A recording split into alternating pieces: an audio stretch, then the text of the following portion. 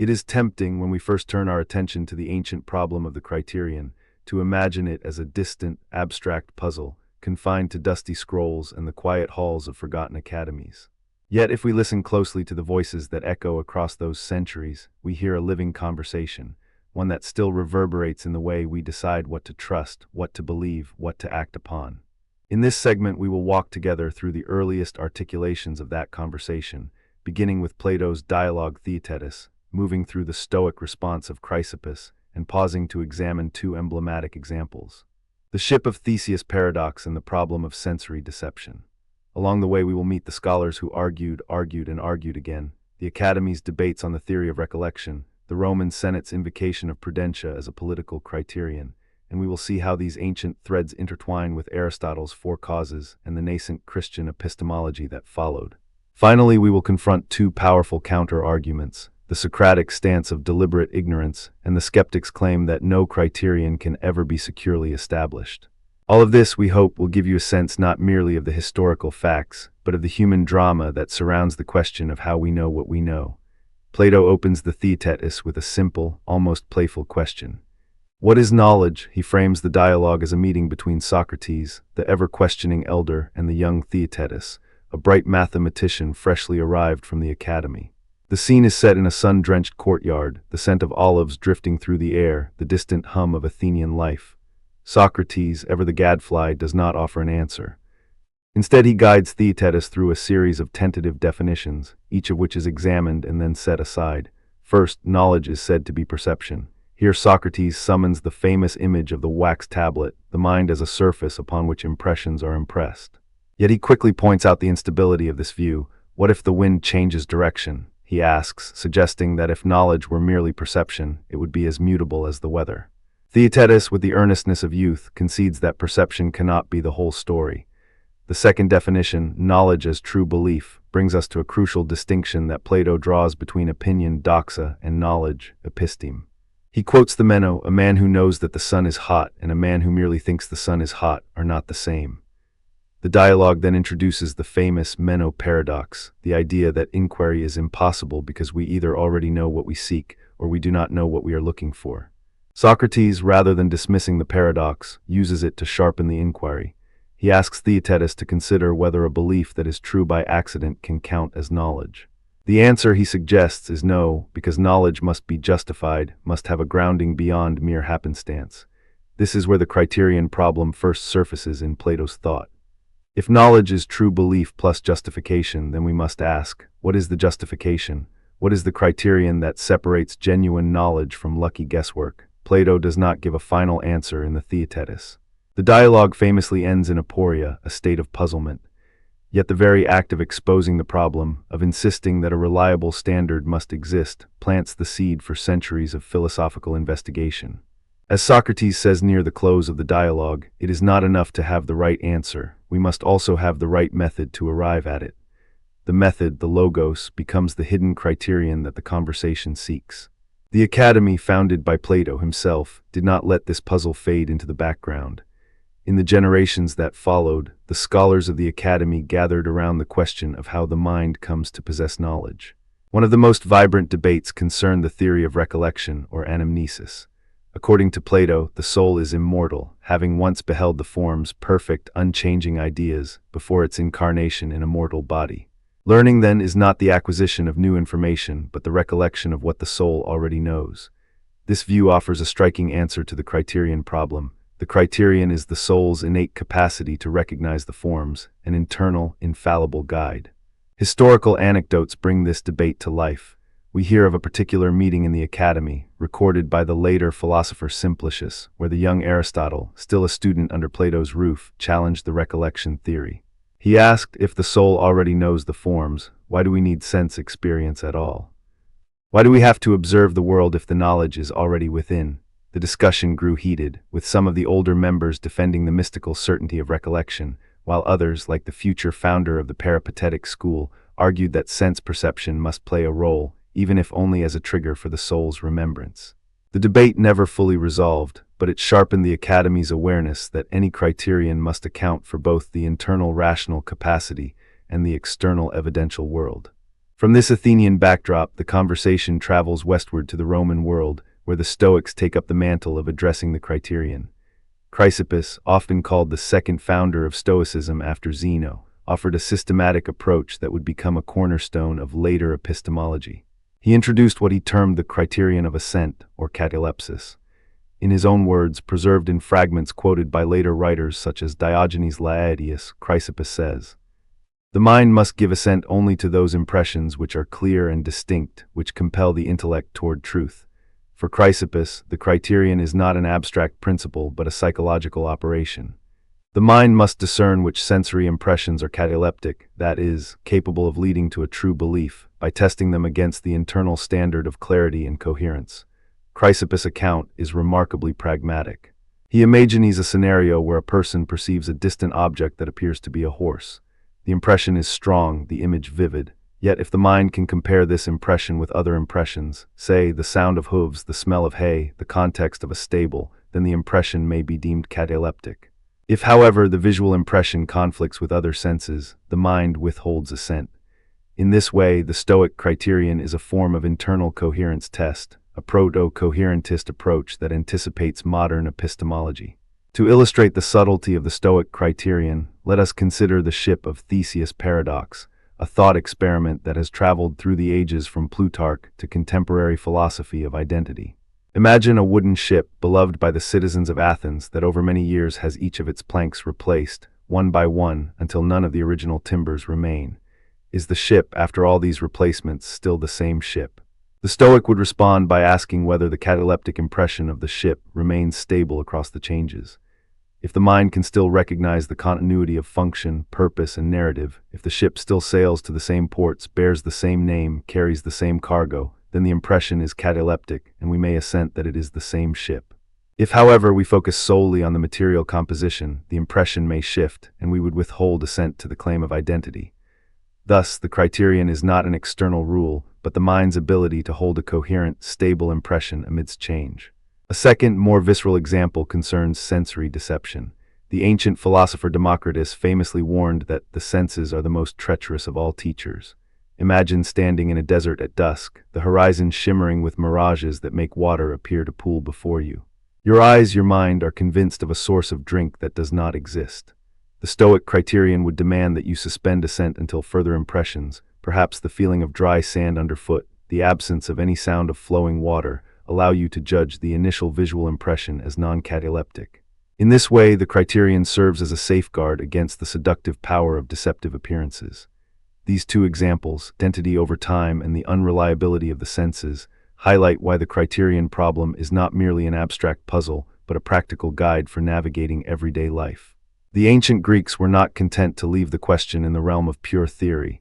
They sought a method that could be applied to politics, to medicine, to the very art of living a good life. Indeed, the Roman Senate provides a vivid historical anecdote of the criterion in political practice. In the late Republic, during the turbulent years following Julius Caesar's assassination, the Senate convened to decide whether to grant prudentia, the quality of prudence, to a young consul, Marcus Aemilius Lepidus.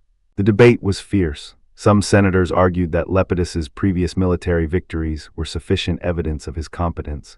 Others warned that his recent indulgence in lavish banquets suggested a lack of self-control. The Senate ultimately adopted a criterion of prudence.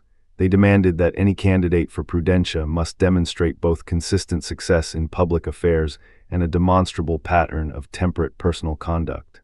This political criterion, while not articulated in the language of Stoic philosophy, mirrors Chrysippus's catalepsis, a requirement that multiple, coherent impressions align before assent is granted. The decision to grant prudentia to Lepidus was delayed until he could provide evidence of both military acumen and personal restraint, showing how the ancient criterion was woven into the fabric of governance. Turning now to cross-references, we see that Aristotle, a student of Plato but a thinker of his own distinct temperament, offers a complementary perspective with his doctrine of the four causes. Aristotle insists that to understand any object we must explain its material cause, what it is made of, formal cause its shape or essence, efficient cause, the agent that brings it about, and final cause its purpose. When we ask for a criterion of knowledge, Aristotle would suggest that we examine the formal and final causes of our beliefs. A belief that aligns with the formal cause of an object, its essential definition, has a stronger claim to knowledge. Moreover, if the belief serves a final cause that is rational and aimed at truth, it gains further justification. In this way, Aristotle's four causes provide a structural framework that can be used to evaluate the cataleptic impressions of the Stoics or the recollective insights of the Platonic Academy. The criteria intersect, both seek a stable, intelligible grounding for assent, whether that grounding is internal clarity or external causality. The early Christian thinkers, emerging in the centuries after the decline of the pagan academies, inherited this epistemic inheritance and reshaped it within a theological context.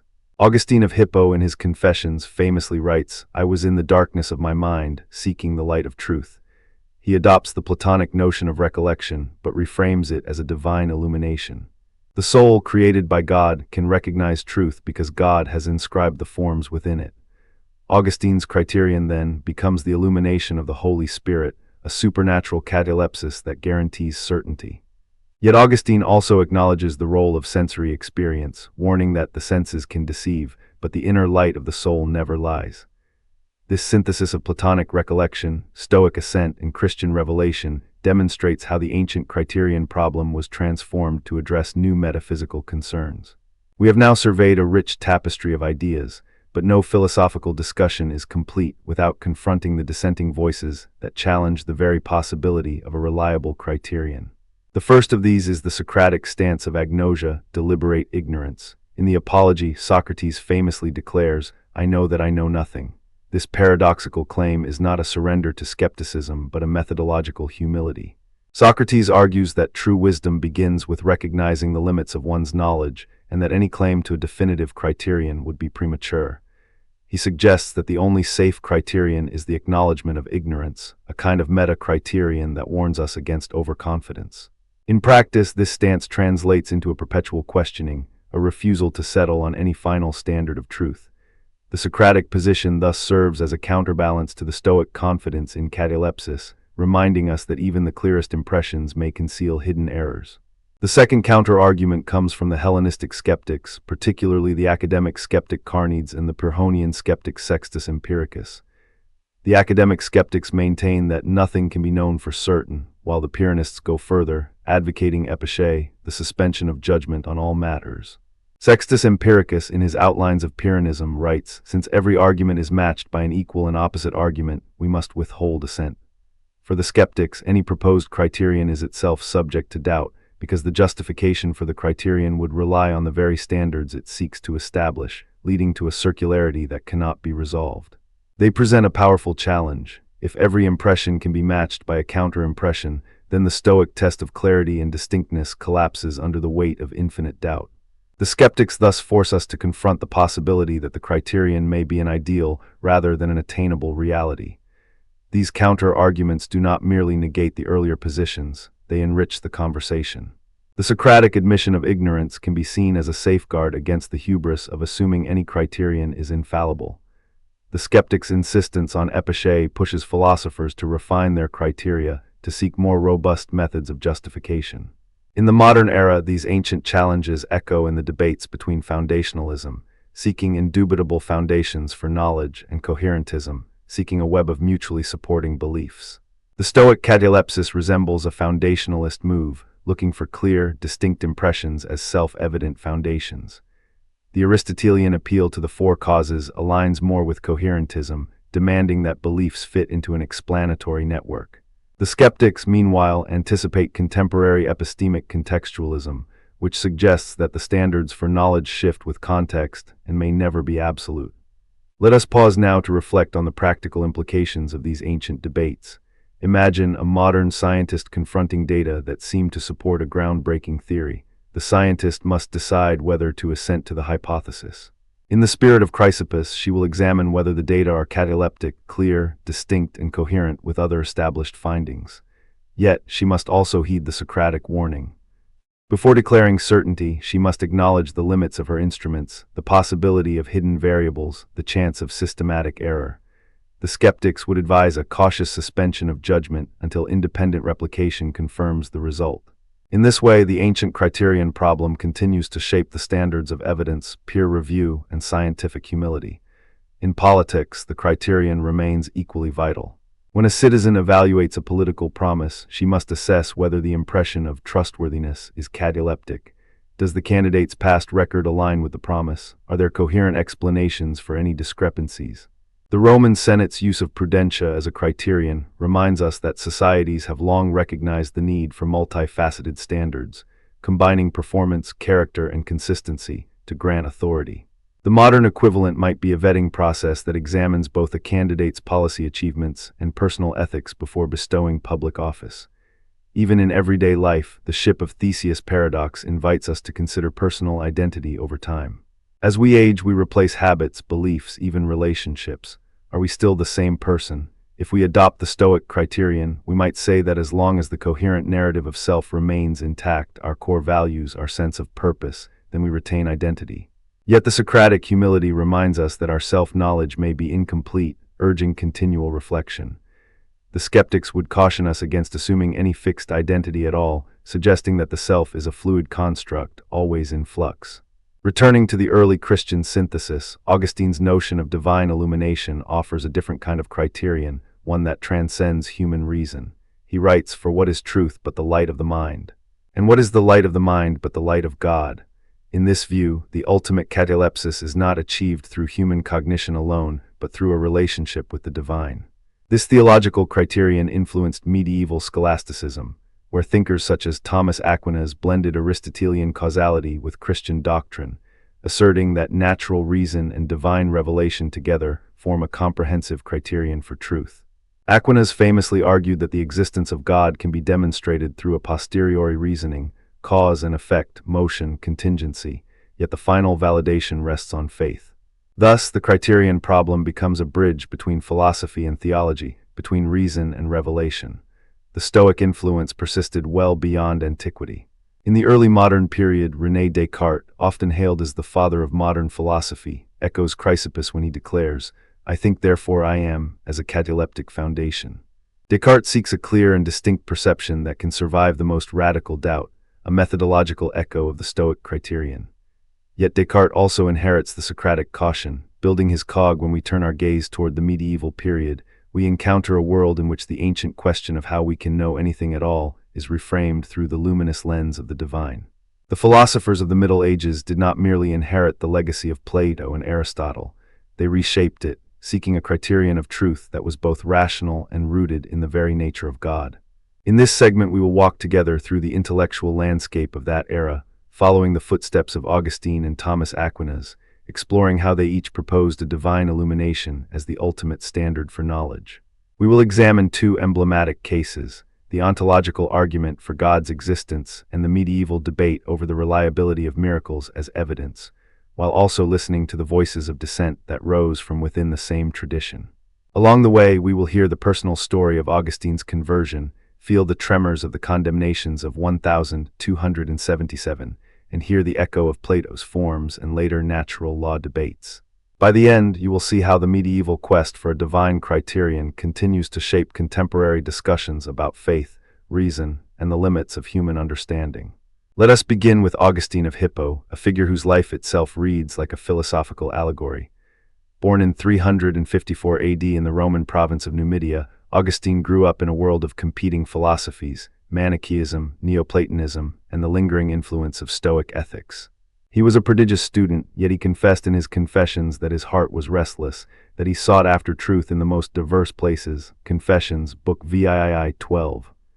The turning point arrives in the winter of 386, when Augustine, perched on a garden wall in Milan, hears a child's voice whisper, "Take up and read." He obeys, opening the epistle to the Romans and the passage that greets his eyes, "The righteous shall live by faith," Romans 1:17, shatters the darkness of his intellectual wandering.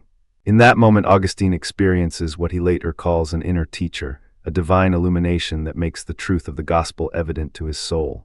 He writes, "You have made us, O Lord, a people who have no knowledge of you. But you have opened up to us the way of knowledge by your grace." Confessions, Book X 27. For Augustine, the criterion of truth is not a neutral, human-constructed standard. It is the light of God shining within the mind, enabling the soul to recognize the eternal forms that Plato had first described. Augustine's appeal to an inner teacher is a direct transformation of Plato's theory of recollection. Plato argued that the soul, having once beheld the forms, remembers them when prompted by proper philosophical inquiry. Augustine takes this a step further. The teacher is not merely a memory of abstract universals, but the very presence of God who, in Augustine's language, illuminates the mind, De Trinitate 2.3. This divine illumination, Augustine insists, is the ultimate criterion for distinguishing true belief from mere opinion. When he asks, what is it that makes us certain that we are not deceived? He answers, the certainty that comes from God's grace, De Trinitate 5.12. In this view, epistemic authority is inseparable from theological authority. Knowledge is a participation in the divine intellect. The next great medieval mind to grapple with the problem of a criterion is Thomas Aquinas, whose synthesis of faith and reason stands as a towering monument in Western philosophy. Aquinas, born in 1225 in the Kingdom of Sicily, entered the Dominican order and studied at the University of Paris, where the rediscovered works of Aristotle were sparking a new intellectual fervor.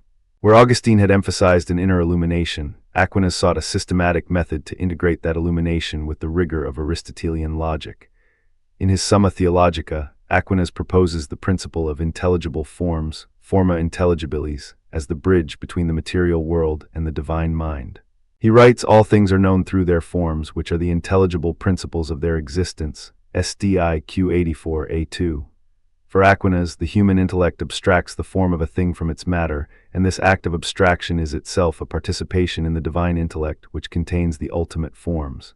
Aquinas further clarifies his criterion by distinguishing between two kinds of knowledge: knowledge that is acquired by the senses, scientia sensus, and knowledge that is acquired by the intellect, scientia intellectus. The former is provisional, always subject to error, while the latter, when properly guided by the illumination of the Holy Spirit, yields true knowledge of being itself. He famously declares, the light of faith enlightens the intellect, and the intellect in turn clarifies the faith, SDIQ 1a8. This reciprocal relationship establishes a dual criterion: the natural light of reason, disciplined by the formal principles of logic, and the supernatural light of faith, which supplies the ultimate guarantor of truth. To see how these ideas operate in concrete argumentation, let us examine the ontological argument for God's existence, a case that both Augustine and Aquinas would have found fertile ground for their divine criterion. The argument, most famously articulated by Anselm of Canterbury in the Proslogion, proceeds in a few succinct steps. Anselm defines God as that than which nothing greater can be conceived. He then argues that even a fool who denies God must have this concept in his mind, and therefore God exists in the understanding. But if God exists only in the understanding, then a greater being, one that exists in reality, could be conceived, which contradicts the definition. Hence, God must exist in reality. Anselm writes, thus, the very concept of God, if it exists in the mind, obliges us to recognize its existence in reality. Proslogion, section 2. From Augustine's perspective, the ontological argument is an exercise of the inner teacher. The very act of conceiving the Supreme Being is, for Augustine, a participation in the divine illumination that makes such a concept possible. He would argue that the mind's capacity to form the idea of the highest good is itself evidence of God's grace operating within us.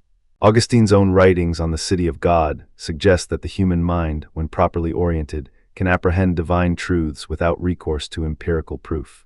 He says the mind, when it is turned toward God, perceives the truth as if it were a light shining upon it, De Trinitate 5.13. Aquinas, on the other hand, would approach the ontological argument with a more cautious, yet still supportive, stance. He acknowledges the logical elegance of Anselm's reasoning, but he insists that knowledge of God must also be grounded in the observation of created order, a principle he calls the analogia entis, the analogy of being. In the Summa, Aquinas writes, we know God by the effects that point toward him, and by the order of the world which reflects his wisdom. SDIQ 2a3. Thus, while the ontological argument can illuminate the intellect, Aquinas would argue that it must be supplemented by empirical evidence, such as the regularities of nature, to meet the full criterion of knowledge. The divine illumination provides the necessary certainty, but the natural world provides the necessary content. Turning now to the medieval debate over the reliability of miracles as evidence, we encounter a second illustrative case where the divine criterion is put to the test. Miracles, by definition, are events that transcend natural law and point to a supernatural agency. In the 13th century, scholars like Thomas Aquinas and the Dominican theologian Albertus Magnus debated whether miracles could serve as a reliable basis for belief. Aquinas, in his Summa, argues that miracles are not violations of nature, but rather the operation of a higher law, the law of God, which supersedes the natural order. He writes, "A miracle is a sign of God's power, a visible proof that the natural order is not absolute but contingent upon the divine will." SDI Q3A8. For Aquinas, the criterion for accepting a miracle rests on the authority of the Church, which, guided by the Holy Spirit, discerns authentic miracles from false claims. Critics, however, raised serious objections. The skeptic philosopher John Duns Scotus, for instance, questioned whether human testimony could ever be sufficient to establish a miraculous event, given the fallibility of senses. He suggested that the only trustworthy criterion for miracles is the internal witness of the soul, again returning to the notion of divine illumination. This internal witness, he argued, is what enables the faithful to recognize a true miracle amidst the noise of worldly deception. In this sense, the medieval debate over miracles mirrors Augustine's earlier claim that the inner teacher is the ultimate arbiter of truth. The real-world implications of these debates were profound. In the 13th and 14th centuries, the Church's ability to validate miracles affected everything from the canonization of saints to the legitimacy of monastic orders. When a pilgrim claimed to have witnessed a healing at a shrine, the local bishop would convene a tribunal of theologians and physicians to examine the evidence. The tribunal's decision hinged not only on the empirical assessment of the event, but also on the perceived presence of divine illumination among the witnesses. This process illustrates how the medieval criterion was both philosophical and institutional, intertwining theological authority with rational inquiry. Our narrative now brings us to a pivotal moment of intellectual crisis. The condemnations of 1277. In 1277, the Bishop of Paris, Etienne Tempier, issued a series of condemnations targeting 219 propositions that were deemed to conflict with orthodox doctrine. Among the condemned ideas were certain Aristotelian claims about the eternity of the world, the impossibility of an absolute void, and crucially, the denial that God could alter the natural order. Tempier's decree reads, "All that is contrary to the faith, or which may lead to heresy, is to be condemned." The impact of these condemnations was immediate and far-reaching. Scholars at the University of Paris were forced to reconsider the limits of natural philosophy, and many turned to a more overtly theological framework that emphasized divine freedom and the possibility of miracles. The condemnations can be seen as an institutional affirmation of the medieval criterion.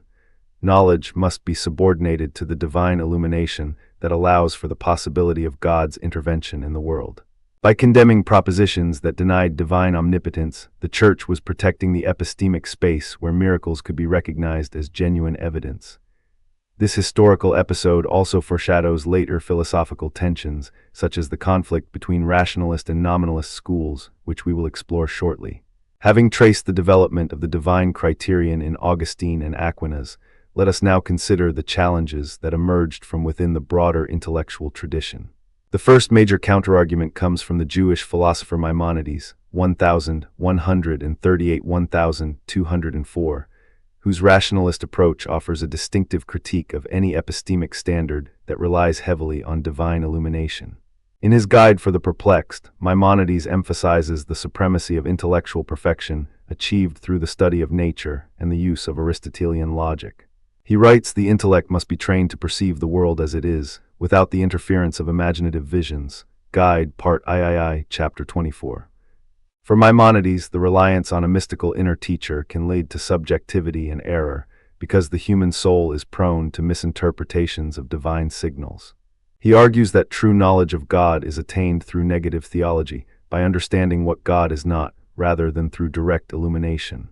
This critique poses a serious challenge to the Augustinian and Thomistic models. If the inner teacher is fallible, then the criterion of truth must be grounded in something more stable, such as logical deduction and empirical observation. The second counterargument emerges from the nominalist movement, epitomized by William of Ockham, c. 1285–1349. Ockham famously championed the principle of parsimony, later known as Occam's razor, asserting that entities should not be multiplied beyond necessity. In his commentary on Peter Lombard's sentences, Ockham questions the ontological status of universals, arguing that only particular, individual things exist, and that the universal concepts we employ are merely mental abstractions. not real forms residing in the divine mind. He writes, the mind's grasp of universals is a convenient fiction, not a revelation of divine truth. Sentences, Book III, Distinction 4. By denying the reality of intelligible forms, Occam undermines Aquinas' claim that the intellect can access divine ideas through abstraction. Moreover, Occam emphasizes the primacy of divine will over divine intellect, suggesting that God's freedom means that any criteria we devise are ultimately contingent upon his arbitrary decree. This radical nominalism challenges the notion of a stable, universal criterion anchored in the divine intellect, and it forces later scholastics to grapple with the tension between God's freedom and the possibility of objective knowledge. These counterarguments do not merely represent isolated dissent, they reverberate through the subsequent history of philosophy. The Maimonidean critique anticipates the modern Enlightenment emphasis on reason as the sole arbiter of truth, while Occam's nominalism paves the way for later empiricist and skeptical traditions that question the existence of any metaphysical foundation for knowledge. Yet both critiques also reveal the depth of the medieval project. By confronting these challenges, Augustine and Aquinas were compelled to refine their arguments, to articulate more robustly how divine illumination and rational inquiry could coexist without collapsing into either mysticism or pure rationalism. To illuminate the practical relevance of these medieval debates, let us consider two modern analogies. First, think of the contemporary scientific method as a laboratory equipped with both empirical instruments and theoretical models. The instruments, telescopes, particle accelerators, microscopes, correspond to the medieval senses, the data we collect from the world. The theoretical models, quantum mechanics, general relativity, function like the intelligible forms that Aquinas describes, providing the conceptual framework that makes sense of the raw data. In this analogy, the divine illumination can be likened to the underlying coherence that guides scientists to formulate hypotheses that are not only empirically adequate but also aesthetically resonant. When a physicist feels a hunch that a certain symmetry must exist, that hunch resembles Augustine's inner teacher, a non-empirical prompt that directs the mind toward a deeper truth. The criterion for accepting a new theory, then, is a blend of experimental verification, the natural light of reason, and an intuitive sense of elegance or unity, the divine illumination. This synthesis mirrors Aquinas' integration of faith and reason. A second analogy draws from the realm of legal evidence. In a courtroom, the judge serves as the ultimate arbiter of truth, guided by both the letter of the law, formal logic, and the spirit of justice, moral intuition. When a witness testifies about an extraordinary event, a sudden, inexplicable recovery from illness, for example, the jury must weigh the reliability of that testimony. The legal system requires corroborating evidence, much like Aquinas demands the Church's discernment of miracles, but it also acknowledges that certain convictions arise from a deeper sense of moral certainty, akin to Augustine's inner teacher. The criterion for conviction, therefore, is a hybrid of empirical proof and moral intuition, echoing the medieval quest for a divine criterion that validates both the natural and the supernatural. These analogies help us see that the medieval attempts to locate a divine standard for knowledge were not merely theological exercises. They anticipated a persistent human need to balance empirical data with an overarching sense of meaning. The question remains, can we in our secular age recover a credible criterion that honors both the rigor of reason and the depth of experience? Some contemporary philosophers, such as Alvin Plantinga, argue for a properly basic belief framework, suggesting that belief in God can be rationally held without inferential support, much like Augustine's inner teacher. Others, like John Polkinghorne, propose a theology of science that sees scientific inquiry as a form of worship, a pursuit of divine intelligibility. These modern interpretations trace a direct line back to the medieval synthesis of Augustine and Aquinas, showing that the quest for a divine criterion is far from extinct. To deepen our appreciation of the historical texture, let us return to two vivid anecdotes that bring the abstract debates to life. The first, as already mentioned, is Augustine's conversion. Picture a young Augustine, restless and disillusioned, strolling through the bustling streets of Milan in the cold of winter. He is haunted by the question, what is the true source of knowledge? He hears the child's voice, take up and read, and compelled, he opens the epistles of Paul. The words strike him like a sudden sunrise, and he exclaims, "You have made me a child again, and I have returned to my Father." This moment is not merely a personal epiphany. It is a concrete illustration of the divine illumination that Augustine claims undergirds all true knowledge. It demonstrates how the inner teacher operates in a lived, human context, turning abstract metaphysics into a transformative experience. The second anecdote transports us to the academic halls of the University of Paris in 1277, where scholars are gathered to discuss the newly condemned propositions. Among them is the brilliant mathematician and philosopher Siger of Brabant, who had defended the compatibility of Aristotelian philosophy with Christian doctrine. When the bishop's decree arrives, Siger is forced to recant certain positions, but he continues to argue in private that the universe could be infinite and that God's power is not limited by any natural necessity. His bold speculation, though censured, sparks a wave of intellectual daring among his students. They begin to explore alternative cosmologies, envisioning worlds beyond the finite sphere of the heavens.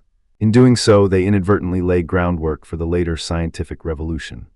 The condemnations, intended to protect orthodoxy, paradoxically opened a space where the possibility of divine freedom, God's capacity to alter natural law, became a catalyst for imaginative speculation. This anecdote illustrates how the medieval criterion, while designed to when we turn the pages of early modern philosophy, we encounter a landscape that is dramatically different from the medieval terrain of theological authority. The very notion of a criterion, a standard by which we judge what counts as knowledge, begins to shift, moving from the divine illumination of the Church toward a methodical, self-contained rigor. It is a shift that unfolds in the minds of two towering figures: René Descartes, the French mathematician-philosopher who famously declared cogito, ergo sum, and John Locke, the English empiricist who placed the senses at the heart of the mind's inventory. Their divergent routes to a reliable criterion of truth set the stage for a debate that would echo through the centuries, reverberating in the skeptical doubts of David Hume and the critical synthesis of Immanuel Kant. Let us pause for a moment and ask ourselves, what does it mean to have a criterion? In the simplest sense, a criterion is a touchstone, a litmus test that separates the clear from the cloudy, the true from the false. In medieval scholasticism, that touchstone was often God's light, the authority of Scripture, or the consensus of the Church Fathers. But as the scientific revolution gathered steam, philosophers began to ask whether such external, transcendent standards were sufficient for the demands of emerging natural philosophy. Could we not devise a method that, from within the mind itself, guarantees certainty? Could we not find a foundation that does not lean on miracles or miracles of faith, but on the very activity of thinking?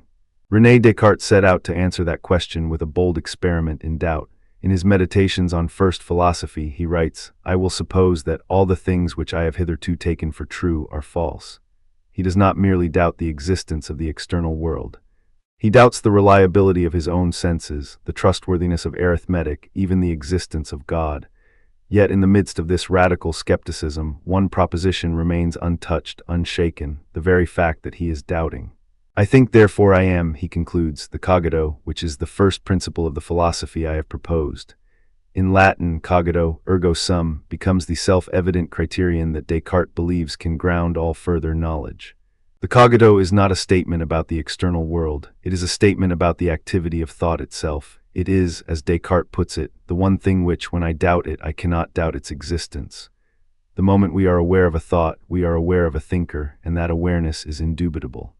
Descartes' methodical doubt, then, is not a perpetual paralysis but a clearing of the ground, a way to locate a rock upon which to build a tower of knowledge.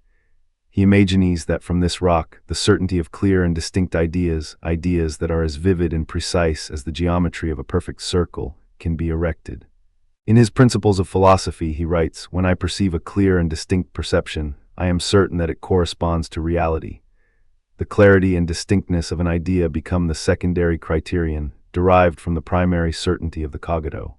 Yet Descartes does not leave his argument in the abstract. He illustrates his method with a famous experiment, the wax argument, found in the second meditation. He holds a piece of wax before him, noting its color, shape, scent, and texture. He then brings it close to a flame. The wax melts, losing all those sensible qualities. Yet even as the wax changes, we still recognize it as wax. Descartes writes, "I have learned that the knowledge of the wax is not derived from the senses, but from the intellect alone. The senses may inform us, but they cannot alone provide the concept of wax. The intellect, the mind's capacity to judge, is the true criterion." The wax argument thus serves a dual purpose. It demonstrates the limits of sensory data, and it reinforces the primacy of mental judgment, the clear and distinct perception as the pathway to knowledge. If Descartes' method is a solitary ascent, John Locke's is a collective gathering of the raw materials of experience.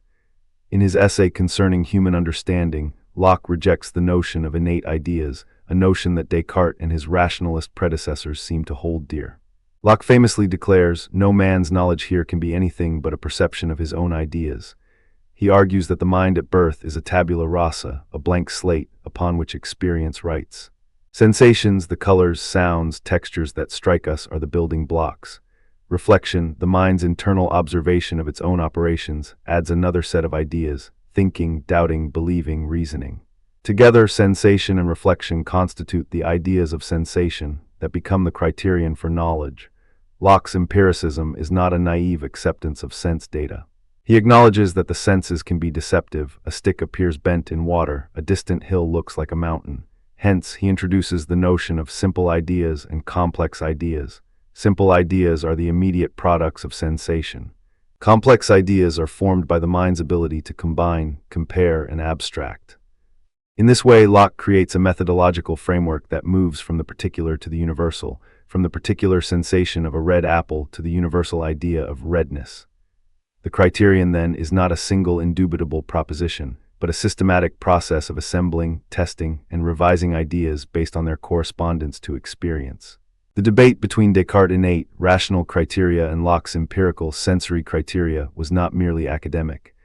It had profound practical implications, especially when the early modern world grappled with religious conflict, scientific discovery, and political upheaval.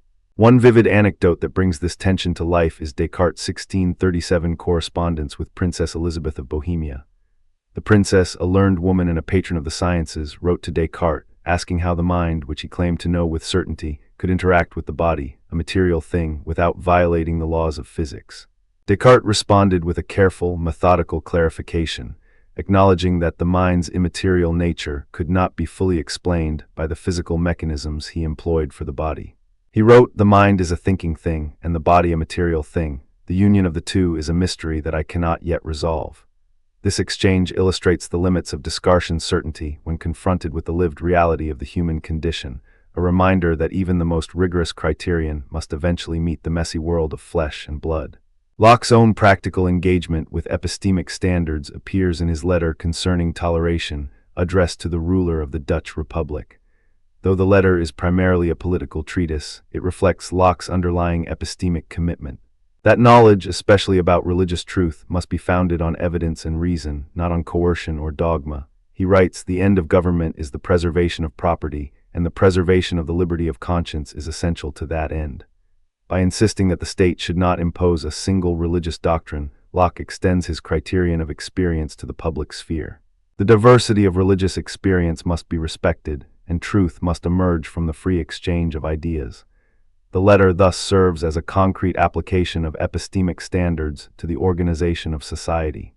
These two anecdotes, the princess's philosophical query and the letter on toleration, highlight how the early modern shift from theological to methodological criteria was not confined to ivory tower speculation.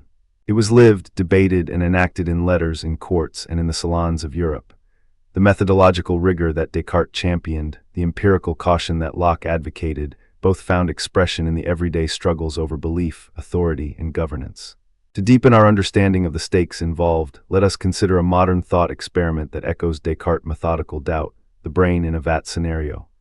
Imagine that a sophisticated computer simulation has extracted a human brain, keeping it alive in a vat of nutrients, while feeding it simulated sensory inputs that perfectly mimic the external world. From the brain's perspective, there is no way to tell whether the experiences it receives are generated by a real world or by a virtual interface. The brain's cogito, the fact that it thinks, remains intact, but the criterion for distinguishing true reality from illusion collapses. This scenario forces us to confront the limits of both Descartes and Locke's criteria. If the brain's clear and distinct ideas are fed by a computer, are they still reliable? If the senses are simulated, can the empiricist's ideas of sensation still be trusted? The brain in a vat thought experiment thus serves as a contemporary analog to Descartes' wax, reminding us that the reliability of any criterion must be examined against the possibility of systematic deception. The wax argument, too, invites a modern parallel. Consider the way a digital photograph of a candle flame can be altered, its colors shifted, its brightness adjusted, its shape edited. The photograph, like the wax, appears to convey a simple, sensory reality. Yet, the knowledge that the image has been manipulated comes not from the senses alone, but from an intellectual assessment of the image's provenance, its metadata, and the context in which it appears. In both cases, the senses provide raw data, but the mind's capacity to question, to compare, to infer, becomes the decisive criterion. The modern digital world, with its layers of representation, underscores Descartes' claim that the intellect must ultimately judge the senses. The early modern transformation also reverberates in the work of later philosophers who took up the challenge of establishing a secure foundation for knowledge. David Hume, writing in the mid-18th century, brings a sharp skeptical edge to the discussion. Hume accepts Locke's empirical premise that all ideas derive from impressions, but he pushes further, questioning whether any necessary connection can be drawn between cause and effect. In his inquiry concerning human understanding, he asks, what is the basis of the belief that the future will resemble the past? He concludes that this belief is not grounded in reason but in habit, a psychological propensity to expect regularities. This is Hume's problem of induction, a counterargument that undercuts both Descartes' clear and distinct ideas and Locke's experiential criteria. If our expectations about the world are merely habits, then the criterion of clear and distinct, or empirical verification, cannot guarantee the truth of scientific laws. Hume's skepticism forces us to confront the possibility that any criterion we adopt may be provisional, contingent upon the very mental habits we cannot justify a priori. Spinoza, a contemporary of Descartes, offers yet another counterpoint, one that dismantles the need for a separate epistemic criterion altogether. In his Ethics, Spinoza proposes a monistic metaphysics in which mind and body are two attributes of a single substance, which he calls God or nature.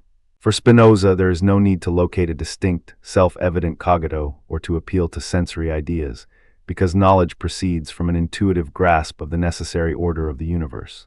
He writes, the more we understand particular things, the more we understand the universal nature of God. In this view, the criterion is the rational intuition of the unity of all things, not a discrete methodological step. Spinoza's monism thus rejects the idea of a separate epistemic gatekeeper, challenging both rationalist and empiricist frameworks. The tension between these positions, Descartes' methodological certainty, Locke's empirical accumulation, Hume's skeptical induction, and Spinoza's monistic intuition, sets the stage for Immanuel Kant's critical project. Kant, in his critique of pure reason, attempts to synthesize the rationalist and empiricist traditions by introducing the transcendental unity of apperception. He argues that the mind contributes a formal structure, the categories of understanding, that makes experience possible. In other words, the mind's activity is a necessary condition for any empirical data to become knowledge. Kant's transcendental unity of apperception can be read as a new criterion. The requirement that representations be synthesized under the unifying function of the self-conscious, I think. This criterion respects Descartes' insistence on a self-evident foundation while honoring Locke's insistence that knowledge is grounded in experience. The early modern debate, then, becomes the fertile soil from which Kant harvests a more comprehensive epistemic standard. Let us return for a moment to the historical texture of Descartes' life to appreciate how his methodological rigor was shaped by the intellectual climate of his time. In 1637, when Descartes published Discourse on the Method, the 30 Years' War still raged across Europe, a conflict that pitted religious factions against each other and shattered the notion of a unified Christendom.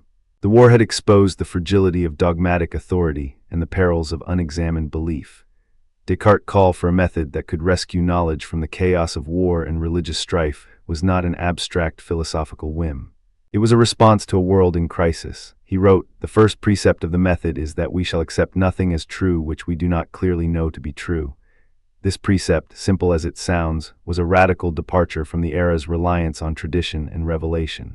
It was a methodological oath, a promise to the self to seek certainty through disciplined reasoning.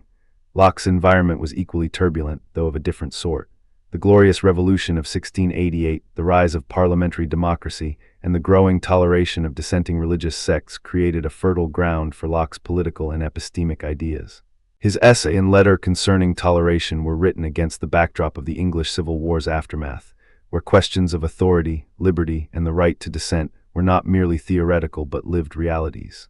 When Locke argues that the mind is furnished with a faculty of reasoning, which is the source of all our knowledge, he is also affirming the capacity of individuals to think for themselves, a political stance as much as an epistemic one. His insistence that knowledge arises from sensory experience aligns with his broader advocacy for a society where ideas can be exchanged freely, unshackled by coercive power. The wax argument, then, is not only a philosophical illustration, it is a metaphor for the early modern transformation itself. The solid, familiar wax, representing the inherited doctrines of the medieval world, melts under the heat of new scientific inquiry, losing its familiar shape. Yet the underlying substance remains, reconstituted through the mind's active judgment. In the same way, the old theological criteria dissolve under the pressure of methodological doubt, and a new substance, the criterion of clear and distinct ideas, or the criterion of empirical verification, emerges, reshaped by the mind's active engagement. Similarly, the brain in a vat scenario functions as a modern allegory for the same transformation.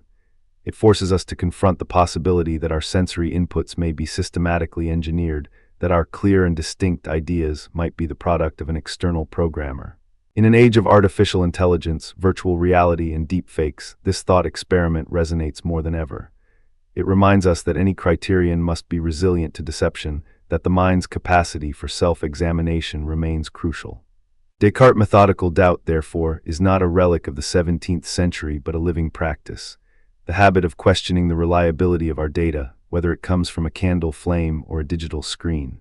When we examine the counterarguments posed by Hume and Spinoza, we see how the early modern quest for a criterion is both a triumph and a limitation. Hume's problem of induction tells us that even a criterion based on clear and distinct ideas cannot guarantee the future's conformity to the past. His skepticism forces us to recognize that any epistemic standard is provisional, that it rests on habits of thought that themselves lack rational justification. Spinoza, on the other hand, dissolves the need for a separate criterion by positing a monistic reality where mind and body are aspects of the same substance. In his view, the criterion is the intuitive grasp of the necessary order of the universe, an intuition that transcends methodological doubt. Both challenges push us to refine our understanding of what it means to have a reliable standard. Kant's response to these challenges is to locate the criterion within the structure of the mind itself. He argues that the mind imposes categories, causality, unity, plurality, that shape raw sensory data into coherent experience. The transcendental unity of apperception ensures that all representations belong to a single self, the I think. This unity, for Kant, is the condition of possibility for knowledge. In other words, the criterion is not a separate rule we can add to our thinking. It is the very architecture of thought that makes any rule possible. By situating the criterion within the mind's transcendental structure, Kant offers a synthesis that respects both the rationalist insistence on a priori conditions and the empiricist demand for experiential content. Let us consider a concrete example of how Kant's criterion operates in everyday reasoning.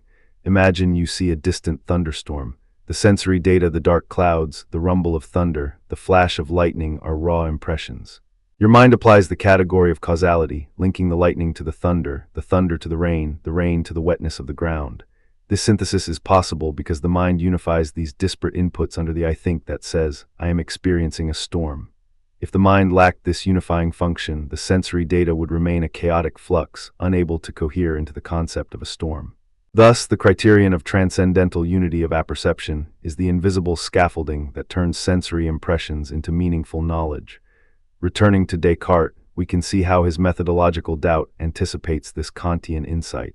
Descartes' insistence on clear and distinct ideas can be read as an early what does it mean to have a criterion for what we can know. When Immanuel Kant set down his critique of pure reason in 1781, he was not merely adding a new chapter to the history of metaphysics. He was, in a single, sweeping gesture, redefining the very idea of a criterion itself. To understand this transformation, we must follow Kant's path from the old, pre-critical attempts to bind knowledge to experience, through his invention of the categories of understanding, and finally to the luminous notion of the transcendental unity of apperception that serves as the ultimate gatekeeper of possible experience. Let us begin with the problem that haunted philosophers long before Kant.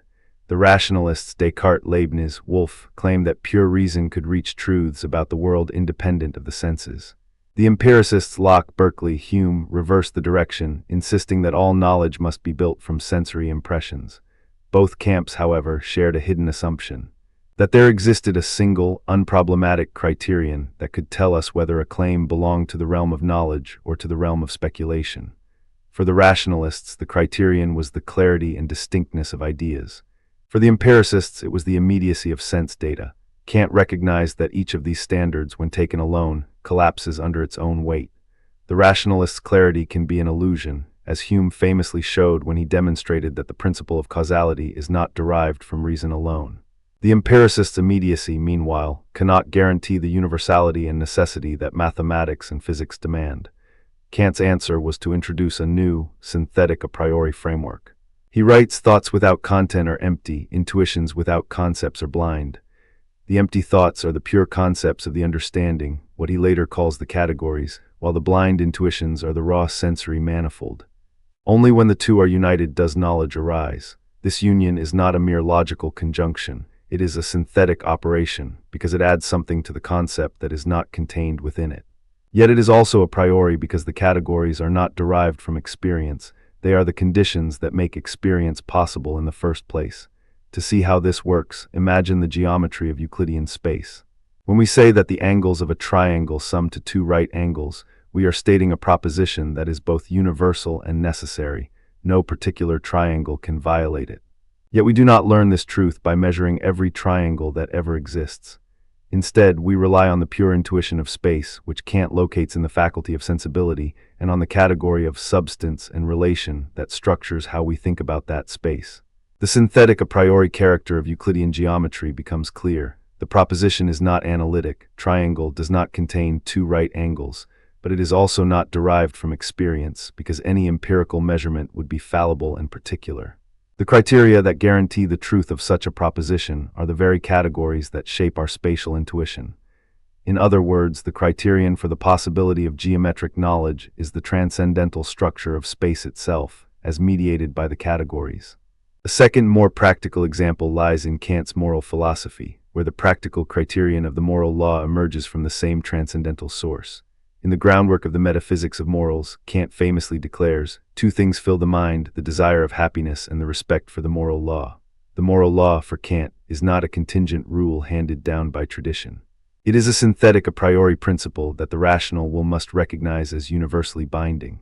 The criterion that tells us whether an action is morally permissible is the categorical imperative, the formulation that we must act only according to maxims that we can will to become universal law. This imperative is not derived from empirical observations of human behavior. Rather, it is grounded in the very structure of rational agency, which, like the categories of understanding, is a condition for the possibility of moral experience. When we test a maxim against the categorical imperative, we are exercising the transcendental unity of apperception, the self-consciousness that must unify all representations under a single, self-legislating law. Thus, the moral law functions as a practical criterion that mirrors the theoretical criterion of the categories, showing how Kant's critical project extends from the realm of natural science to the realm of ethics.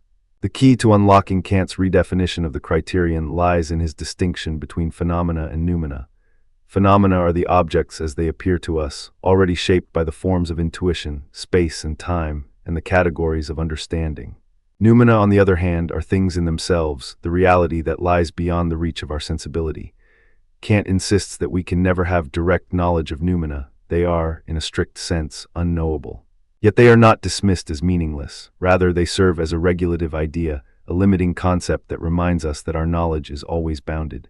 The criterion for possible experience, therefore, is not a claim about what the world is in itself, but a claim about how the world must appear to us given the necessary conditions of our cognition.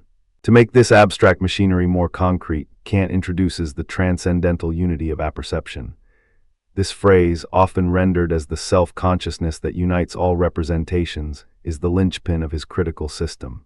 Every perception, every thought, every judgment must be able to say, "I am the one who thinks this." The unity of apperception is the condition that allows the manifold of sense data to be synthesized into a coherent experience. In Kant's own words, all our representations are thus bound together in one consciousness, which is the self-awareness of the thinking subject. This self-awareness is the ultimate criterion. If a representation cannot be subsumed under the unity of apperception, it cannot belong to the realm of possible experience. It is therefore a criterion that is both formal, it concerns the form of cognition, and substantive, it guarantees the possibility of knowledge. Let us pause for a moment and imagine Kant walking the streets of Königsberg on a cold winter night. The story, recounted by his biographer, tells of a solitary figure emerging from his study at midnight, his mind still ablaze with the problem of how synthetic a priori knowledge is possible. He would pause on the stone bridge that spanned the Pragel River, looking at the arches, the shadows, the way the moonlight reflected on the water. In that moment, the bridge became more than a physical structure. It became a living illustration of the categories at work. The bridge's length, its solidity, its relation to the river, all of these are not merely given by the senses. They are already ordered by the category of relation, by the notion of causality that tells us the bridge can support weight, by the intuition of space that lets us perceive its extension. The anecdote is not a romantic embellishment. It is a vivid reminder that Kant's critical turn was born of a lived experience of the world, a world that demands a criterion capable of explaining why we can speak meaningfully about geometry, physics, and even morality. Kant's critique did not appear in a vacuum. When the first edition was printed in 1781, it was met with a mixture of astonishment and bewilderment among the Göttingen circle, a group of scholars that included Johann Friedrich Herbart, Johann Gottfried Eichhorn, and the young Johann Gottlieb Fichte.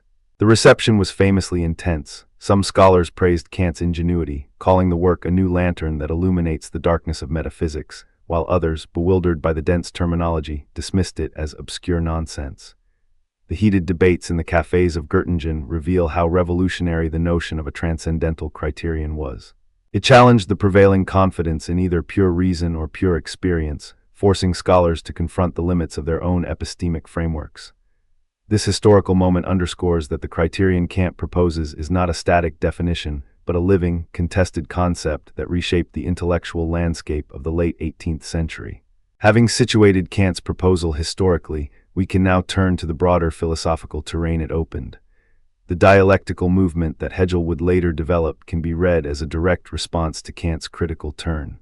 Hegel admired Kant's insight that the mind imposes structure on experience, yet he argued that Kant's thing in itself remained a dead end, a metaphysical residue that the system could not assimilate. In the Phenomenology of Spirit, Hegel writes, "The thing in itself is the limit of the Kantian system, and the only way to overcome it is to recognize that the object and the subject are dialectically interwoven." For Hegel, the criterion is not a static gate but a dynamic process. The synthesis of thesis and antithesis produces a higher unity that includes both the subject's structures and the object's reality. Thus, while Kant supplies the initial categories, Hegel pushes the dialectic further, insisting that the criterion itself must evolve through historical self-development. This cross-reference enriches our understanding of Kant's transcendental unity by showing how later philosophers sought to dissolve the rigid separation between phenomena and noumena.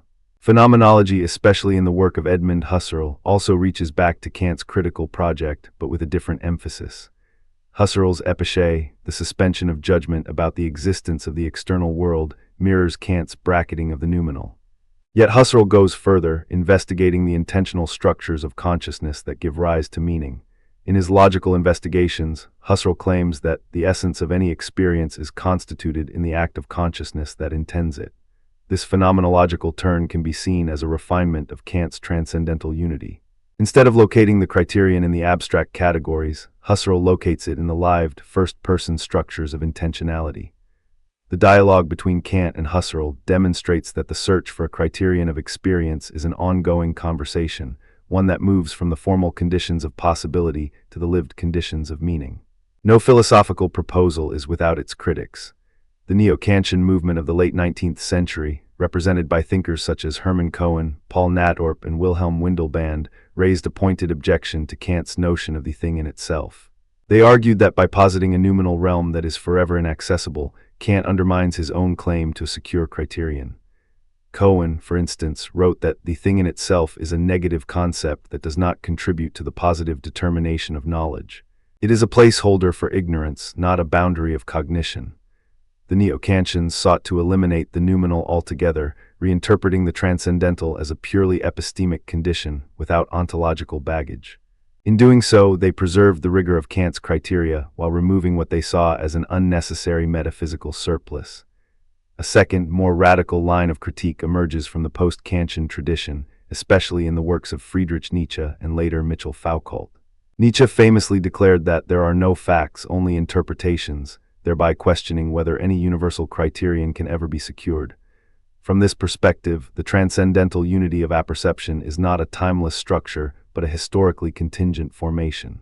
Foucault, in The Order of Things, goes further, suggesting that the episteme of a given age determines what counts as knowledge and that these epistemes shift over time. The post-Kantian claim, then, is that the criterion itself is subject to historical change, shaped by power relations, language, and cultural practices. This view does not deny the utility of Kant's categories, but it insists that they are not immutable foundations. They are, instead, provisional tools that serve particular historical configurations. How should a student, a scholar, or an interested viewer approach this dense terrain? First, return to the primary texts. In the Critique of Pure Reason, the Transcendental Analytic, a division, is where Kant systematically introduces the 12 categories, quantity, quality, relation, modality, and demonstrates how they synthesize the manifold of intuition. Pay close attention to the schematism of the pure concepts of the understanding, a 53/B77, where Kant explains how each category is linked to time through a schema, a rule that mediates between the pure concept and the intuition of time. This passage is the heart of the synthetic a priori argument. It shows that the categories are not empty forms but are given content through temporal schemata, thereby grounding the possibility of experience. Second, examine the prolegomena as a more accessible roadmap. Kant himself presents the transcendental doctrine of method, prolegomena, section 18, as a concise statement of the criterion. All our knowledge begins with experience, but it does not arise out of experience. This paradoxical sentence captures the essence of the synthetic a priori. Use it as a touchstone when you encounter the more labyrinthine passages of the critique. Third, juxtapose Kant's text with Hegel's science of logic and Husserl's ideas. Trace the lineage of the criterion, from Kant's formal categories to Hegel's dialectical unfolding to Husserl's intentional structures. Notice how each thinker retains the intuition that something must organize experience, yet each reconfigures what that something is. This comparative method reveals both continuity and rupture, deepening our appreciation of the criterion's evolution. Fourth, engage with the neo-Kantian and post-Kantian critiques. Read Cohen's Logik der reinen Erkenntnis and Nadorp's Die logischen Grundlagen der exakten Wissenschaften to see how they reinterpret the transcendental as a purely epistemic scaffold. Then turn to Nietzsche's Beyond Good and Evil and Foucault's The Archaeology of Knowledge to grasp the argument that any criterion is historically and culturally conditioned. By placing these criticisms side by side, you can assess whether Kant's transcendental unity is a timeless gate or a historically situated construct. Finally, consider contemporary relevance. In cognitive science, the idea that the brain imposes categorical structures on sensory input echoes Kant's claim that the mind supplies the conditions for experience. Research on predictive coding suggests that the brain constantly generates top-down models, akin to Kantian categories, that shape perception. In moral psychology, the notion of a universal moral law resonates with contemporary debates about moral realism versus constructivism. Moreover, the resurgence of interest in transcendental arguments within analytic philosophy, think of Robert Brandam's inferentialism or John McDowell's mind-world relations, shows that Kant's criterion continues to inspire rigorous argumentation about the preconditions of thought and action. To bring these ideas back to everyday life, consider a simple act: looking at a city street. The street is not merely a collection of colors and shapes. It is organized by the category of causality: cars move, pedestrians walk; by the category of substance, the road itself, the buildings; and by the category of relation, the street is adjacent to a park. Your mind unifies these representations under the transcendental unity of apperception, allowing you to navigate safely. If for a moment you were to lose that unity, say, in a dream where the street dissolves into a shifting tapestry, you would experience a breakdown of possible experience. The criterion is thus not an abstract rule you can ignore. It is the invisible scaffolding that makes everyday perception possible. Now let us revisit the two examples that illustrate Kant's criterion in action. In geometry, the synthetic a priori nature of Euclidean theorems is challenged by the development of non-Euclidean geometries in the 19th century. Yet Kant's point was not that Euclidean geometry is the only possible geometry, but that any geometry requires a priori concepts that structure space. When Riemann and Lobachevsky introduced curved spaces, they effectively showed that the form of the spatial intuition could be altered, but the need for a priori spatial concepts remained. The criterion, therefore, adapts. The categories persist, but the specific schemas of space are revised. This historical development demonstrates how Kant's framework is robust enough to accommodate scientific revolutions while preserving the role of a transcendental criterion. In the moral realm, the categorical imperative can be tested against contemporary dilemmas, such as the ethics of artificial intelligence.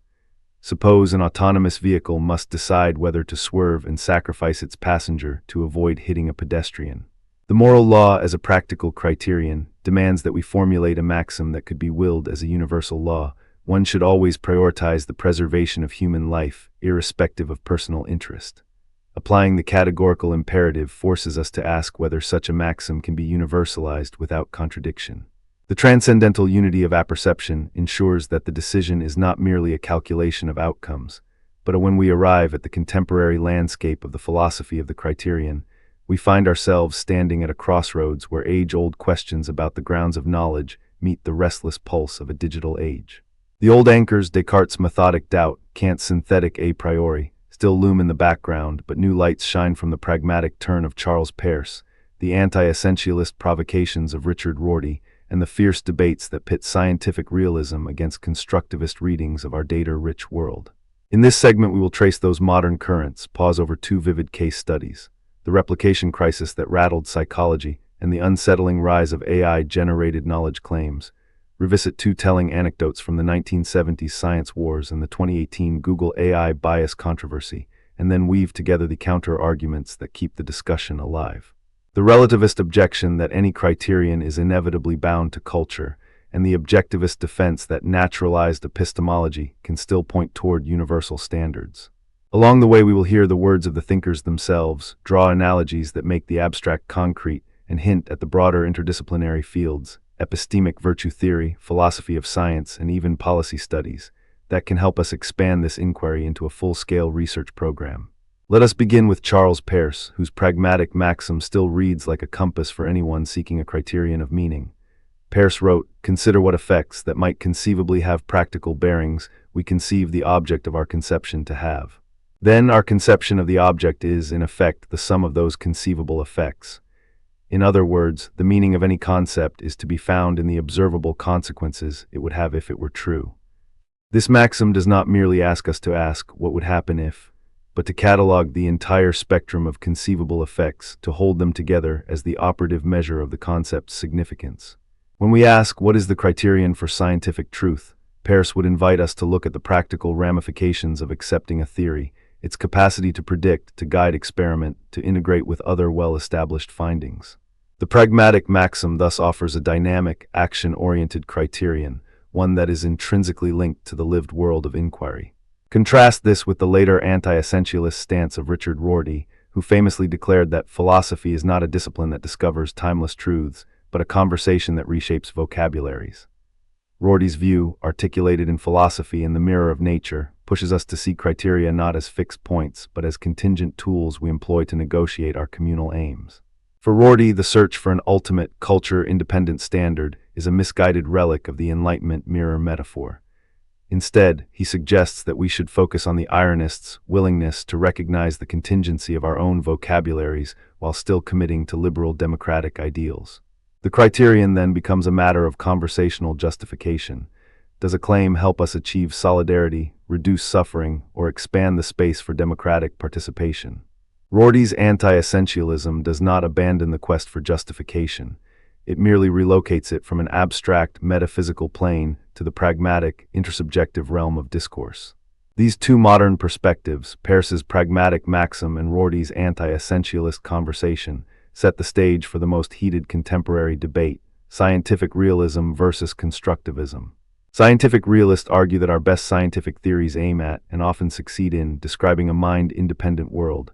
Hilary Putnam once wrote, "The success of science is the best evidence we have that the world is as science says it is." Constructivists, on the other hand, contend that scientific knowledge is a social construction, shaped by historical, cultural, and institutional forces. They point to Thomas Kuhn's notion of paradigm shifts, where what counts as a legitimate fact can change dramatically across scientific revolutions. In this clash, the criterion of truth becomes a contested terrain. Is it the correspondence between theory and an external reality, or is it the coherence of a theory within a given epistemic community? The answer we give determines whether we see the replication crisis as a symptom of a failing methodological apparatus, or as an inevitable outcome of a socially mediated knowledge system. The replication crisis in psychology offers a concrete illustration of how these competing criteria play out in practice. Beginning in the early 2010s, a series of large-scale replication attempts, most famously the reproducibility project led by the Open Science Collaboration, found that only about 36% of the 100 studies they tried to replicate yielded statistically significant results comparable to the originals. One of the most striking headlines read, "Science is broken," a phrase that resonated far beyond the confines of academic journals. From a realist perspective, the crisis signals a breakdown in the correspondence between our theories and the empirical world. It suggests that many published findings were, at best, false positives, perhaps inflated by p-hacking, publication bias, or underpowered designs. The realist response is to tighten methodological standards, to demand larger sample sizes, pre-registration, and open data, essentially to reinforce the criterion of empirical adequacy and reproducibility. From a constructivist angle, however, the replication crisis is less a failure of the scientific method than a revelation of the social practices that shape research. Scholars like Helen Longino have argued that the norms governing what counts as good science are themselves contingent on institutional pressures, career incentives, and the collective expectations of the research community. The crisis then becomes a call to re-examine the epistemic virtues that guide scientific work: openness, humility, and critical dialogue. In this view, the criterion for a credible claim is not merely its statistical reproducibility, but its capacity to survive robust, community-wide scrutiny. The crisis thus becomes an opportunity to recalibrate the standards by which we evaluate knowledge, aligning them with a broader, virtue-oriented epistemology. Turning to the digital realm, the emergence of AI-generated knowledge claims pushes the discussion into new territory. Large language models such as GPT-4 can produce articulate essays, scientific abstracts, and even legal arguments, all without a human author. When a researcher asks an AI to summarize a complex empirical study, the output often reads as if a seasoned scholar had written it. Yet the underlying process is statistical pattern matching, not understanding. This raises a pivotal question: can the output of an algorithm be considered knowledge, and if so, what criterion validates it? A realist might argue that unless the AI's statements correspond to factual reality, verified through independent testing, they remain mere simulations, lacking truth value. An anti-essentialist might counter that the AI's role is to serve as a conversational partner, a tool that reshapes our vocabularies and expands our discursive possibilities. The criterion then shifts to usefulness. Does the AI-generated claim help us solve a problem, generate new hypotheses, or foster interdisciplinary dialogue? The tension between these perspectives mirrors the broader realism-constructivism debate, but now amplified by the speed and scale of digital production. To bring these abstract tensions into sharper relief, let us revisit two historical anecdotes that illuminate how the criterion has been contested in public arenas. In the 1970s, the so-called science wars erupted between postmodernist critics and the scientific establishment. Figures like Alan Sokal, a physicist, famously submitted a deliberately nonsensical article, transgressing the boundaries toward a transformative hermeneutics of quantum gravity to the cultural studies journal Social Text. When the article was published, Sokal revealed the hoax, arguing that the editors had failed to apply any reasonable criterion of scientific validity. The incident sparked fierce debates about whether standards of evidence could be universal or whether they were inevitably shaped by disciplinary cultures. Critics accused Sokal of intellectual bullying, while supporters hailed the episode as a defense of rational standards. The science wars thus foregrounded the relativist objection that any criterion we invoke is already embedded in cultural practices, making truly objective standards elusive. Fast forward to 2018, when Google's AI recruiting tool was found to exhibit gender bias. The system, trained on historical hiring data, learned to downgrade resumes that included the word women's, effectively penalizing female applicants. When the bias was uncovered, Google shut down the project and issued a public apology, stating that the tool does not reflect the values we aspire to uphold. This episode illustrates how algorithmic criteria, here, the statistical patterns used to rank candidates, can encode and perpetuate existing social inequities. From a realist standpoint, the bias represents a failure of the algorithm to correspond to a fair and just hiring practice. The criterion of fairness is violated.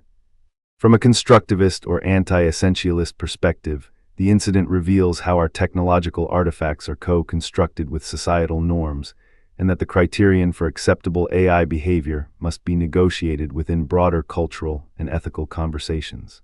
The Google controversy thus serves as a modern echo of the science wars, reminding us that the stakes of criterion debates are not merely academic, but have real-world consequences. Now let us cross-reference these contemporary discussions with the foundational ideas we explored earlier. Kant's notion of the synthetic a priori posited that certain judgments, such as the principles of geometry, are both informative about the world and known independently of experience. He argued that these judgments provide the necessary conditions for the possibility of experience itself. When we ask whether a scientific claim meets the criterion of truth, we might ask whether it functions as a synthetic a priori in the sense that it structures our empirical investigations while also being justified independently of any single experiment. For example, the principle of conservation of energy operates as a synthetic a priori in many scientific domains. It shapes how we design experiments and interpret data, even though its justification ultimately rests on a network of empirical confirmations. Descartes' methodic doubt, on the other hand, invites us to suspend belief until we can find an indubitable foundation. In the context of AI-generated knowledge, one might adopt a Cartesian stance. We should withhold assent to any claim that cannot survive the most rigorous doubt, perhaps a demand for traceability, transparency, and reproducibility. Yet Descartes also recognized that the cogito, I think, therefore I am, establishes a minimal self-evident criterion. Analogously, we might seek a minimal criterion for digital knowledge, perhaps the ability of a system to provide verifiable provenance for its outputs. By invoking Descartes, we remind ourselves that even in a world of algorithmic opacity, there remains a demand for a secure epistemic foothold. Interdisciplinary fields such as epistemic virtue theory enrich this conversation by shifting the focus from abstract criteria to the character traits of knowers. Scholars like Lorraine Besser-Jones and Ernest Sosa argue that virtues, intellectual humility, courage, and open-mindedness play a crucial role in producing reliable knowledge. In the replication crisis, fostering a culture of humility and willingness to revise cherished findings can be seen as a virtue-based response to methodological failure. In the AI bias case, the virtue of justice becomes central. Developers must cultivate a sense of responsibility toward equitable outcomes. By integrating virtue theory, we move beyond a binary of realism versus constructivism and toward a more nuanced picture where the criterion is partly constituted by the moral and intellectual dispositions of the agents involved. Yet the relativist objection remains a persistent challenge. It claims that any attempt to articulate a universal criterion is itself a cultural artifact, shaped by language, power structures, and historical contingencies. Postmodern thinkers like Mitchell Foucault have shown how regimes of truth are maintained through discursive practices that privilege certain voices over others. If we accept this view, then the very notion of a criterion becomes a tool of domination, a way to enforce the dominance of particular epistemic traditions. The relativist would ask, whose interests does the criterion serve? Whose perspectives are excluded when we declare a claim true or false? This line of questioning forces us to examine the political dimensions of epistemic standards, urging a more inclusive and reflexive approach.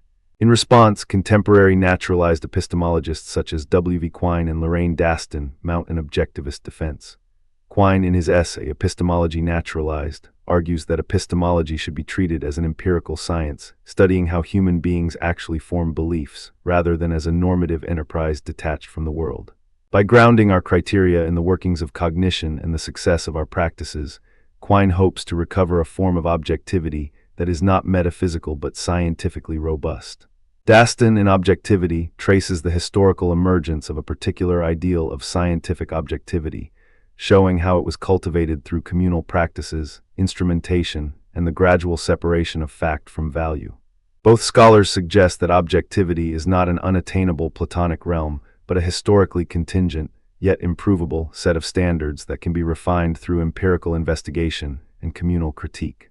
Their naturalized approach offers a middle path. Criteria can be culturally mediated, yet still aim toward reliable, intersubjectively verifiable outcomes.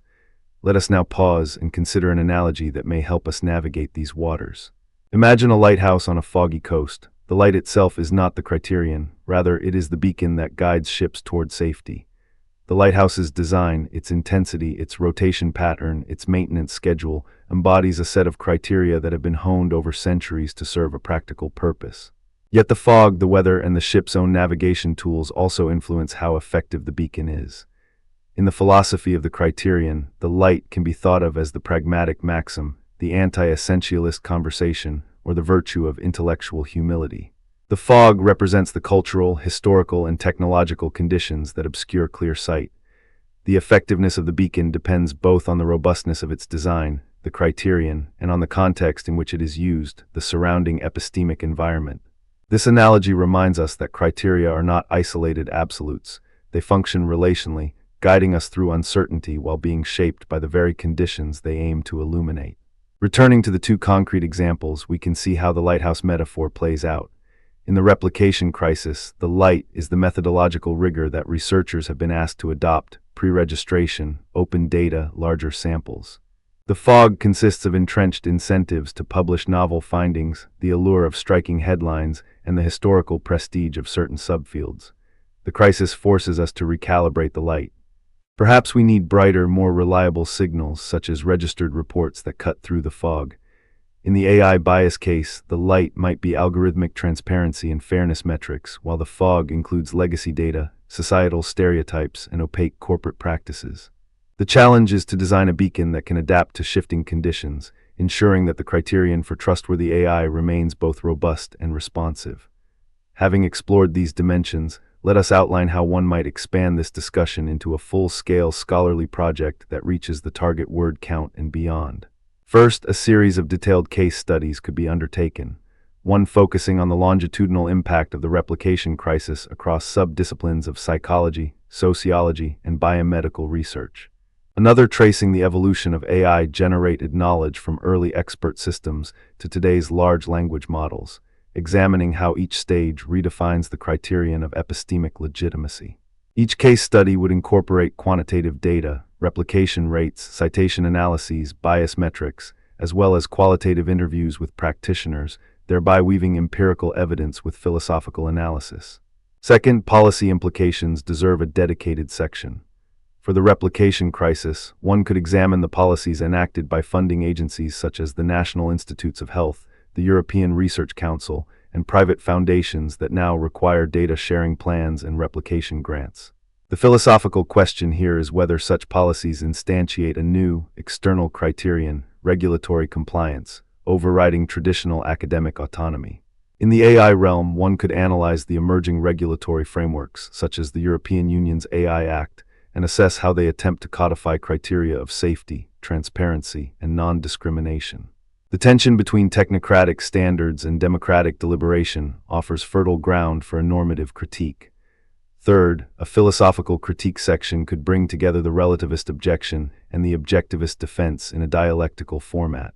One might structure this as a dialogue between a fictional relativist, echoing Foucault and postmodernists, and an objectivist, channeling Quine and Daston, each presenting arguments, counter-arguments, and possible syntheses. This dialogical form would not only illustrate the stakes of the debate, but also model the very conversational criterion that Rorty champions. Fourth, interdisciplinary connections could be deepened by engaging with epistemic virtue theory, philosophy of technology, and even cognitive science. For instance, one could explore how recent work on epistemic humility in cognitive psychology aligns with virtue-theoretic prescriptions for scientific practice, thereby linking the normative with the empirical. Similarly, the philosophy of technology offers tools to analyze how artifacts, lab instruments, AI models mediate our criteria, echoing Daston's historical insights. Finally, the script could close with a reflective synthesis that returns to the ancient anchors of Descartes and Kant, asking whether the modern criterion can ever achieve the timelessness Kant ascribed to synthetic a priori judgments, or whether Descartes' methodological doubt still serves as a useful heuristic in a world where the very notion of evidence is being reshaped by algorithms. By circling back, we reinforce the continuity of the philosophical project while highlighting how each new development invites us to revisit, revise, and perhaps even reinvent our criteria. In sum, the contemporary perspectives on the criterion, Peirce's pragmatic maxim, Rorty's anti-essentialist discourse,